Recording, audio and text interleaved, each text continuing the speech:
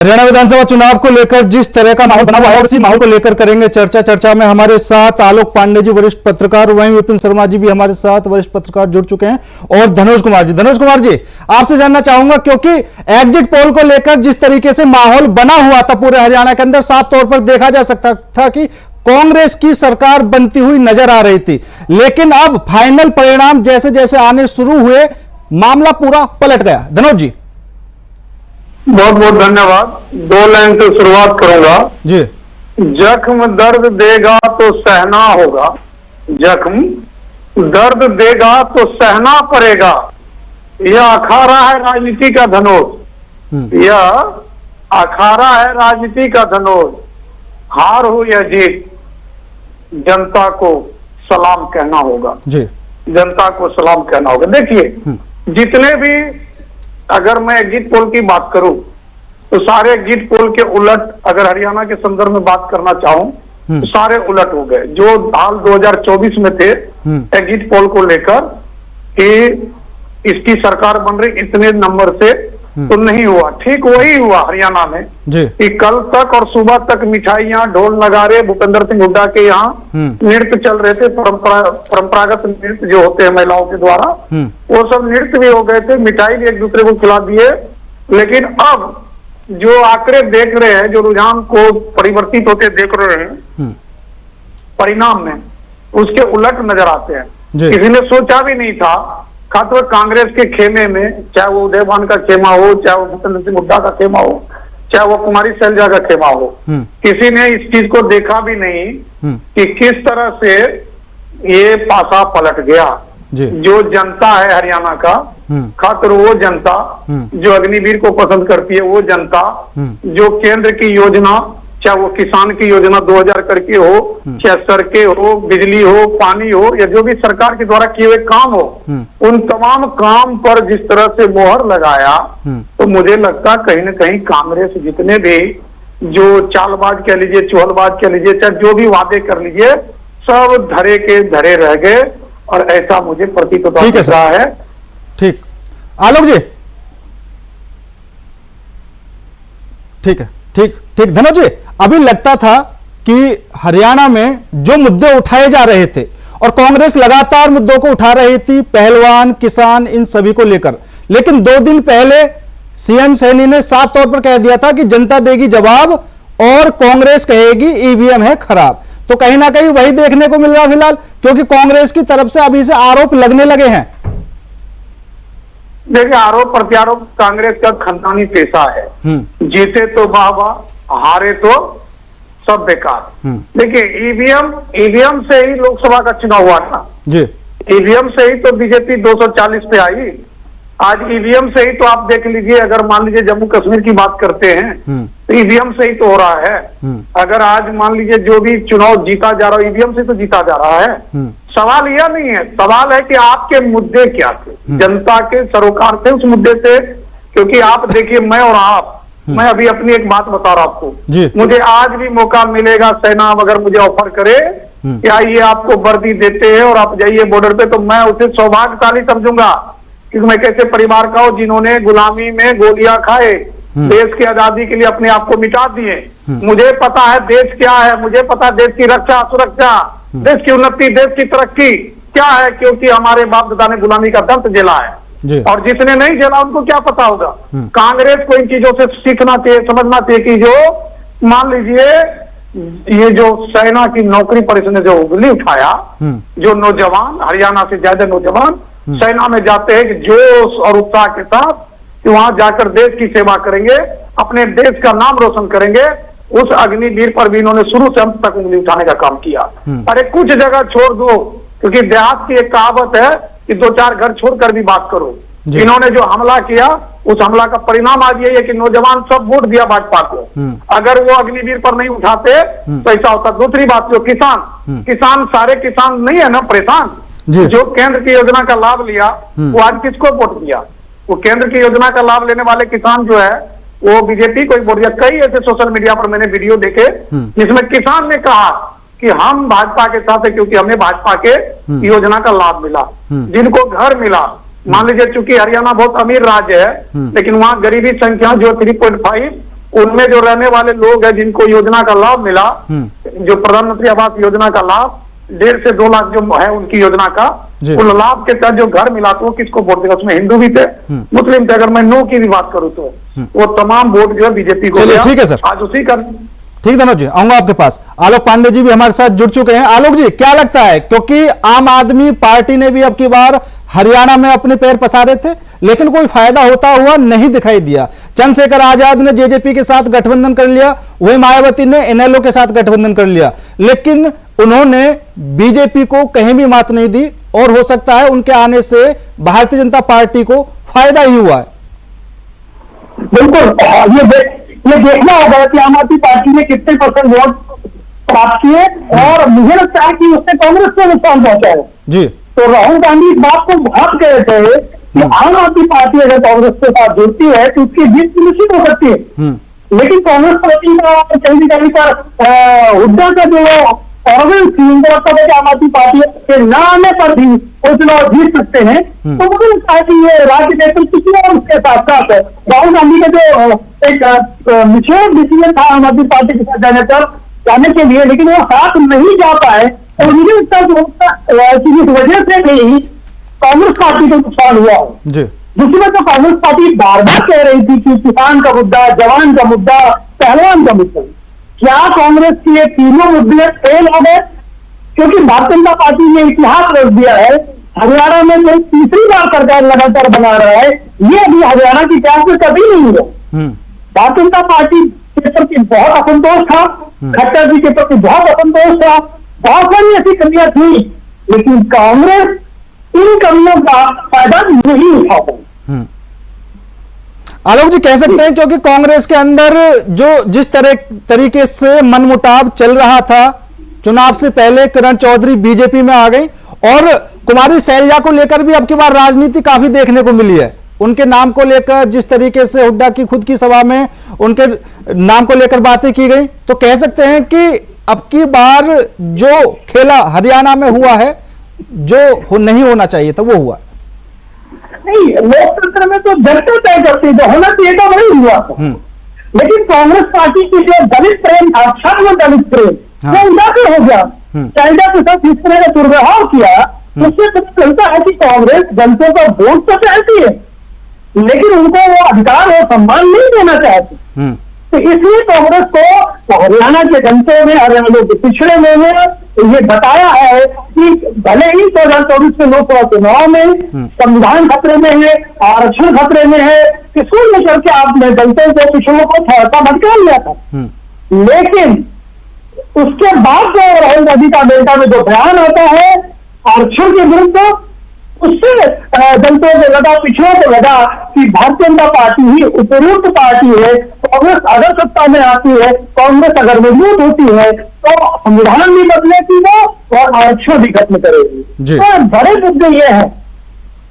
बिल्कुल। और धनोज जी, अभी जो बड़े नाम है हरियाणा में, अभय चौटाला, दुष्यंत चौटाला, सभी के सभी पीछे चले हुए हैं, तो क्या लगता है जो वहां पर जाट लैंड कहा जाता है कि हरियाणा में जाटों की राजनीति काफी ज्यादा निर्भर करती है, लेकिन जो जाट प्रत्याशी हैं, जो बड़े चेहरे हैं, वो खुद अपनी सीट निकालने में अभी तक कामयाब नहीं हो पाए हैं। देखिए, इस बार जो वीआईपी कैंडिडेट थे ना किसी भी दल का, उनको परेशानी। और दूसरी बात, भाजपा की जो रणनीति थी जाट और गैर जाट को लेकर, और उसके बाद एक वेलफेयर स्कीम कह लीजिए उसको लेकर, और दूसरी बात देखिए सबसे बड़ी बात क्या है, बागियों का, जो बागी लोग थे इनके, इस बार बागियों को मनाने का कोई काम नहीं किया, बोला जाना है तो जाओ। मैं वो शब्द यूज नहीं करूंगा, नहीं तो एक बहुत खतरनाक शब्द है, जहां जाना है जाओ। भाजपा वालों ने बागी कैंडिडेट को मस्का मारने का काम छोड़ दिया इस बार। और जो जितने नए कैंडिडेट थे, अभी देखिए जो जितनी भी जीत रहे कैंडिडेट, वो सारे नए उम्मीदवार सब जीत रहे हैं, उसमें कोई बुराई नहीं है। ये जो रणनीति थी, और क्योंकि नया मुख्यमंत्री जो मान लीजिए निहार सिंह सैनी जी, जो कि हंसता मुस्कुराता हुआ एक सौम्य व्यक्ति, क्योंकि वो पहले भी एज ए सांसद वहां के लोगों का सेवा किया। उनके यहाँ एक कहावत है दिल्ली में, उनके जो सरकारी आवास है वहां पे हरियाणा का कोई लोग खाली लौट के नहीं जा सकता। ऐसे व्यक्ति को कमान देना और ऐसे व्यक्ति को चेहरा साबित करना, तो मुझे लगता है ये सब चीज हुई। अब दूसरी बात, जो दलित वर्ग है, खासतौर पर दलित वर्ग, इसके लिए हल्ला मचाया, क्योंकि इंडियन नेशनल लोक दल ने बहुजन समाज पार्टी का जाना तय किया। एक कहावत है कि बहुजन समाज पार्टी के जो मायावती है उनके प्रति दलितों का प्रेम प्यार बहुत ज्यादा है, लेकिन भाजपा ने इस बार दलित वोट पर ज्यादा रणनीति बनाकर सटीक तरह से आक्रामक प्रचार करके बहुत ही आक्रामक प्रचार किया। किस तरह दलित को रिझाया जाए, किस तरह दलित को अपने पाले में किया जाए। तो आप देखिए जो कुछ ऐसे क्षेत्र है जहां दलितों की जहां से जीत हुई है, आप देखिए, क्योंकि लोग कह रहे थे कांग्रेस वहीं ताल ठोक रहा था कि हम जीत रहे हैं, लेकिन वहां भाजपा जीती है जहां नहीं जीतना चाहिए। अब भाजपा वहां आ रही है जहां नहीं आना चाहिए। तो इस बार जो उलटफेर जो दिख रहा है ना बीजेपी के रणनीति को लेकर, खासतौर पर जो आप सैनी साहब की रणनीति कह लीजिए, बस थोड़ा सा ये था कि अगर मान लीजिए इनके नेता जो अनिल विज जी का सहयोग मिल जाता ज्यादा, क्योंकि वो तुनुक मिजाज है, वो तुनुक हो जाते, गुस्सा होकर निकल जाते हैं, क्योंकि वो एक ईमानदार नेता है, क्योंकि उसको गुस्सा जल्दी आता है, काबू नहीं पाते वो गुस्सा पे। नहीं तो मुझे लगता है कि अभी जो आंकड़ा है वो कुछ ज्यादा ही होता। फिर भी ये 49 जो दिख रहा है ये भी कम नहीं है, क्योंकि ये भी बहुत बड़ी बात है, अच्छी खबर है भाजपा के लिए, भाजपा के मित्रों के लिए, और कांग्रेस के लिए बुरी खबर है, क्योंकि कांग्रेस ने 2-3 चीज जो उन्होंने कहा, 26 बिरादरी, मुझे लगता है 26 बिरादरी समझदारी से काम लिया, और उन्होंने कहा कि देशभक्ति और हमें जो सेना और नौजवान के साथ ही जाना है, और इसलिए उसने न्याय सिंह सैनी के ऊपर विश्वास किया। अब देखने वाली बात यह है कि न्याय सिंह सैनी 5 साल हरियाणा को कहां लेकर जाता है, कितना दूर लेके जाता है, कितना तरक्की डेवलपमेंट उन्नति करता है। ठीक है आलोक जी, लोकसभा चुनावों से पहले जेजेपी ने भारतीय जनता पार्टी से गठबंधन तोड़ दिया था। जेजेपी को लगा था कि अब विधानसभा चुनाव होंगे, हम अकेले लड़ेंगे, और हो सकता है कि अभी हम डिप्टी सीएम है, दुष्यंत चौटाला, अभी हम डिप्टी सीएम है, हो सकता है मुख्यमंत्री बनने का सपना पूरा हो जाए। लेकिन यहां पर तो जेजेपी का सफाया हो गया। देखिए, जो क्षेत्रीय दल होते हैं उनको गर्व बहुत जल्दी आता है। हाँ। मेरे गांव में कहावत है कि छोटी तरैया बहुत जल्दी बढ़ती है। तो जो 5 साल सत्ता में रहे तो उन्हें कुछ गर्व पाल लिया था, बाकी का पार्टी अपने सहयोग भी उनके साथ काफी पेराइट व्यवहार करती है, लेकिन उस पेराइट से कभी कभी सहयोग भी गलत अर्थ की डाल लेते हैं, चाहे बिहार में नीतीश कुमार हो, चाहे महाराष्ट्र में शिवसेना हो, और चाहे अब हरियाणा में जेडीपी हो। हरियाणा की जनता ने बता दिया कि इस बार अब या तो हम बीजेपी के साथ या हम कांग्रेस के साथ। आप देखोगे कि बीजेपी और वो पार्टियां हैं वो लगभग कुछ नहीं जीती, और निर्दलीय भी 5 से और 5 ही जो दिखाई दे रहे हैं। तो हरियाणा की जनता ने सीधा संदेश दिया, तो बीजेपी के साथ है वो कांग्रेस के साथ है। इस तरह के दलों को इस बार के चुनाव में बहुत बूटी खानी पड़ी है, और ये एक अच्छा संकेत मानता है। क्षेत्रीय दल अगर आते हैं तो चलिए आलोक जी आता हूं आपके पास। ठीक है आलोक जी आपके पास आता हूं। धनोज जी, आम आदमी पार्टी की तरफ से साफ तौर पर कहा गया था कि भैया सरकार किसी की भी बनो लेकिन हमारे समर्थन के बिना नहीं बनेगी, और हरियाणा में तो खुद आम आदमी पार्टी गायब हो चुकी है। देखिए, ये उसका बरमुलापन था। हाँ। क्योंकि कहते हैं ना कि उनकी वाइफ जो सुनीता केजरीवाल ने कहा था कि जो हरियाणा के लाल है, लेकिन हरियाणा के लाल को हरियाणा के लोग ने ही 1 सीट नहीं दिया। 1 सीट भी दे देता तो मैं समझता 1 सीट भी नहीं दिया, क्योंकि ये उसकी बहुत बड़ी भूल थी। जिस तरह से राहुल गांधी ने कहा था कि गठबंधन होनी चाहिए, अगर ये गठबंधन होता तो मुझे लगता जब गठबंधन हो जाता तो उनको कुछ फायदा होता, दोनों के वोट परसेंटेज जो है। जैसे भी आलोक जी ने कहा ना कि देखना है चुनाव के काउंटिंग के बाद कि कितनी वोट प्रतिशत जो आम आदमी पार्टी को आया, तो उनको जोड़ने के बाद जो है ना, उनको जोड़ने के बाद देखा जाएगा कि कितना मतलब वोटों का अंतर रहा, तब जाके पता चलता कि क्या है। लेकिन आपका जो सवाल है ना, वो सवाल ये बहुत ही प्यारा सा सवाल ये है कि आम आदमी पार्टी ने कोई करिश्मा नहीं कर पाया। लोगों को लगा था कि केजरीवाल जी हरियाणा के हैं, दिल्ली के मुख्यमंत्री रहे और जेल से छूटकर आए हैं, तो कुछ चमत्कार कर पाएंगे, तो ऐसा उन्होंने कुछ नहीं कर पाया। उसी का नतीजा है कि आज आप देख लीजिए, अगर बात की जाए भाजपा को सारे बेनिफिट्स मिला, 49 अभी आप देख लीजिए। और बिल्कुल जैसे ही एग्जिट पोल आ रहे थे तो कांग्रेस के खेमे में काफी ज्यादा खुशियां देखने को मिल रही थी, लेकिन जैसे जैसे धीरे अब परिणाम आने शुरू हुए तो उन्होंने अब आरोप लगाने भी शुरू कर दिए। हालांकि 2 दिन पहले कार्यवाहक मुख्यमंत्री नायब सिंह सैनी ने साफ तौर पर कहा था कि जनता देगी जवाब और कांग्रेस का रोना यही रहेगा कि ईवीएम है खराब। कहीं ना कहीं आरोप तो लगते रहते हैं और आज आरोप कांग्रेस ने लगाए भी कि भाई चुनाव आयोग देरी से जो अपडेट है वो देरी से अपडेट जारी कर रहा है। देखिए ये तो बेकार की बातें हैं, क्योंकि आप देखिए एक काउंटिंग में अगर 10,000 भी पोल है ना, तो 10,000 पोल जो है उसके सारे चीज होते हैं, वहां के एजेंट को अपडेट करना पड़ता है, वहां के प्रेजाइडिंग ऑफिसर उसको अपडेट करना पड़ता है, समझ गए, उसको लिखना पड़ता है। ईवीएम से तो काउंटिंग होती है, लिखना पड़ता है, वहां उनके एजेंट होते हैं।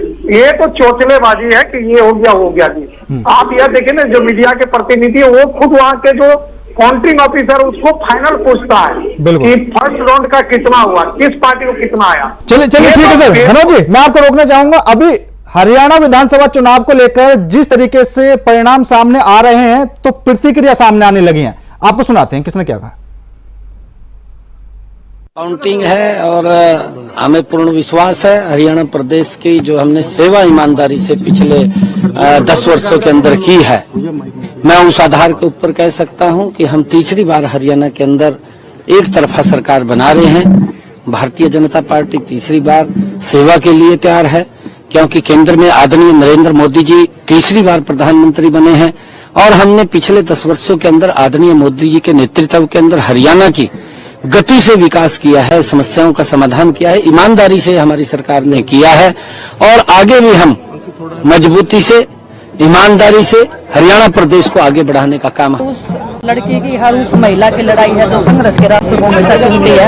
आज संघर्ष की जीत हुई है, सच्चाई की जीत हुई है और मैं चाहती हूँ कि हमारे लोगों ने जो प्यार प्रेम दिया है, जो इस देश ने मेरे को प्यार प्रेम दिया है, उसको मैं हमेशा बना के रखूं, उनके विश्वास को हमेशा बना के रखूं। किस तरीके से देखते हैं ये जीत भारतीय जनता पार्टी की जीत है। भारतीय जनता पार्टी के सिपाही के रूप में मैंने काम किया है यहाँ पे। जो लोगों ने मैंने वादे किए 5 साल में, मैंने जो लोगों की कमिटमेंट है, मैं उनको पूरी कोशिश करने की उम्मीद रखता हूँ कि मैं अपनी पूरी कोशिश से लोगों के बीच में 24/7 लोगों के बीच में रहूंगा। जो लोगों का प्यार और उत्साह मिला उसके लिए लोगों का मैं बहुत बहुत धन्यवाद करता हूँ। पब्लिक ने एक अलग ही तरह का उत्साह पहले दिन से मेरे को दिया। जब मैं पब्लिक में गया तो मैंने इसीलिए मेरे को कंफर्टेबल था कि मेरी विन अच्छी विन होगी और जो आज रिजल्ट आया और लोगों ने अपना प्यार दिखाया और जो मेरी लोगों के साथ कमिटमेंट है, मैं भी उसमें 100% 24/7 पूरी करने की कोशिश करूँ। सर्टिफिकेट मिल गया है जी, कांग्रेस पार्टी की जीत है कैथल विधानसभा में। 8,000 वोटों से ज्यादा से जीत है।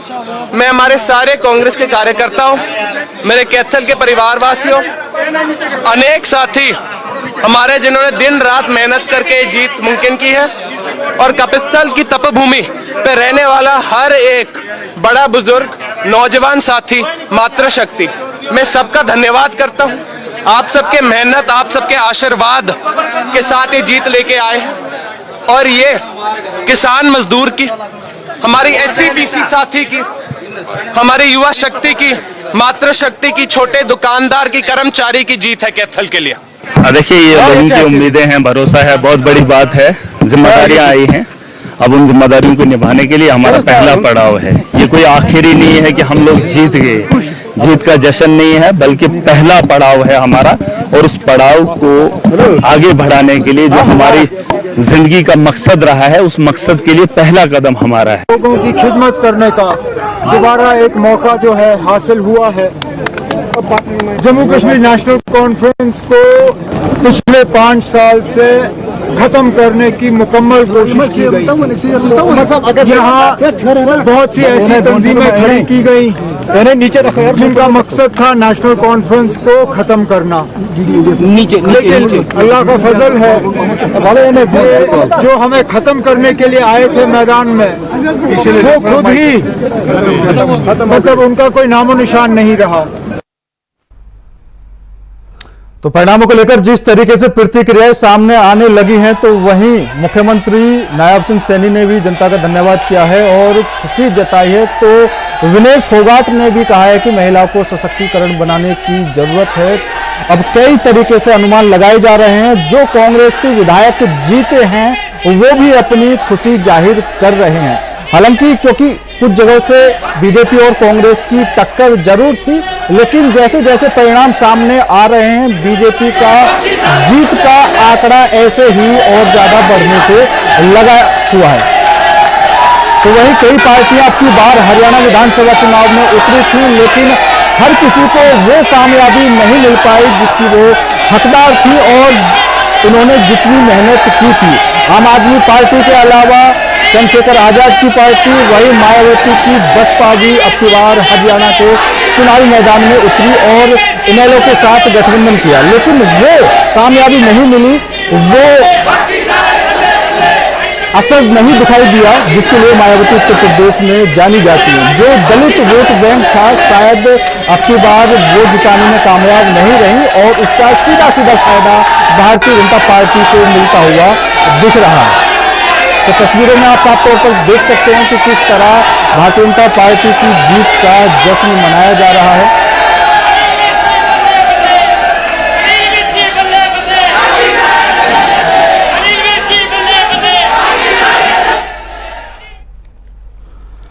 और हरियाणा विधानसभा चुनाव को लेकर हमारे साथ वरिष्ठ पत्रकार डॉक्टर सुनील त्यागी जुड़ चुके हैं। डॉक्टर साहब, आपका बहुत बहुत स्वागत। सुनील कौशिक जी जुड़ चुके हैं। सर, आपका बहुत बहुत स्वागत है। तो हरियाणा विधानसभा चुनाव को लेकर जिस तरीके से ये सियासी माहौल पूरा बदल चुका है, आपकी पहली प्रतिक्रिया?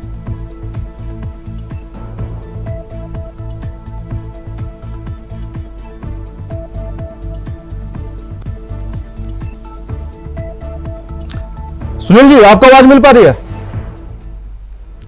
शायद सुनील जी तक हमारी आवाज नहीं पहुंच पा रही है। तो आप तस्वीरों में देख सकते हैं किस तरह से बीजेपी की जीत का जश्न मनाया जा रहा है और अब हरियाणा में तस्वीर साफ हो चुकी है कि भारतीय जनता पार्टी की सरकार बन रही है और तीसरी बार, लगातार तीसरी बार भारतीय जनता पार्टी ने हरियाणा के किले को फतेह कर लिया है। कांग्रेस का सपना रह गया है। 10 साल सत्ता से दूर रहने के बाद जो कांग्रेस ने हरियाणा में मेहनत की, उसका असर अब की बार भी दिखाई नहीं दिया और अब की बार फिर बीजेपी की सरकार हरियाणा में बनती हुई दिखाई दे रही है। जो अन्य दल हैं, जेजेपी की बात करें, पिछली बार जेजेपी भी हरियाणा के साथ गठबंधन में थी और उन्होंने मिलकर सरकार बनाए थे। तो सुनील कौशिक जी, वरिष्ठ पत्रकार, हमारे साथ जुड़ चुके हैं। सुनील जी, आपको क्या लगता है हरियाणा चुनाव में जिस तरीके से अब की बार तस्वीर बदली है, क्योंकि एग्जिट पोल में कुछ अलग दिखाया जा रहा था और जो अब फाइनल परिणाम आए हैं उसमें भारतीय जनता पार्टी को बहुमत है? सुनील जी तक हमारी आवाज नहीं पहुंच पा रही है। धनोज जी, मैं आपके पास से आना चाहूंगा क्योंकि अब की बार कई पार्टियां हरियाणा के मैदान में उतरी, लेकिन हर किसी ने वो असर नहीं छोड़ा जिसके लिए वो जानी जाती थी। उत्तर प्रदेश में मायावती की एक अपनी अलग छाप है, लेकिन उत्तर प्रदेश के अंदर भी मायावती का दमखम अब वो नहीं रहा है। इसीलिए उन्होंने अब की बार हरियाणा में विस्तार किया और हरियाणा में इनेलो के साथ मिलकर उन्होंने गठबंधन किया, चुनाव भी लड़ा। लेकिन साफ तौर पर भूपेंद्र सिंह हुड्डा ने साफ तौर पर कह दिया था कि अन्य किसी भी दल को वोट देकर अपनी वोट खराब ना करें। अगर टक्कर है तो टक्कर सिर्फ भारतीय जनता पार्टी और कांग्रेस के बीच है। तो यही हुआ, जिन लोगों ने अन्य दलों को वोट दी शायद खराब हो गई और उसका सीधा सीधा फायदा भारतीय जनता पार्टी को मिला। धनोज जी, देखिए, अगर आप याद कीजिए पिछले सेशन का, पिछले 5 साल पहले जब जेजेपी को 10 सीट मिला था जी, ठीक, जेजेपी ने अंत समय में जो भी साँठ-गांठ रही हो कांग्रेस के प्रति, उनको लगा कि सरकार बना लेंगे। भूपेंद्र सिंह हुड्डा जी तैयार थे उनको गठबंधन में लेकर, लेकिन उनके इरादे पे पानी फिर दिया गया और इस बार उसको खामियाजा भुगतना पड़ रहा है। अभी उसका जीरो दिख रहा, जेजेपी का जीरो दिख रहा। स्वयं डिप्टी सीएम जो है दुष्यंत चौटाला, वो भी अपना जो गढ़ है वहां उन्हें बचा पाया।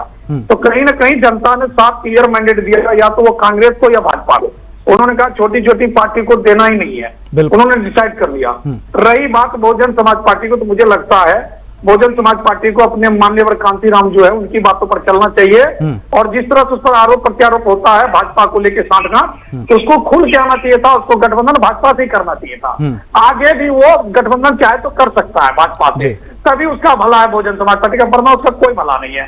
दूसरी बात, जो छोटी छोटी पार्टी, रीजनल पार्टी, आम आदमी पार्टी ताल ठोक कर आए थे, लेकिन जो हरियाणा की प्रबुद्ध जनता है उन्होंने कोई दाल नहीं गलने दिया। केजरीवाल का एक भी खाता नहीं खुला। अब देखिए ना, इतने सीटों पर लड़ाया, कहीं से एक भी नहीं, क्योंकि उसका कैंडिडेट पहले ही आपने देखा होगा भाजपा में ज्वाइन करके।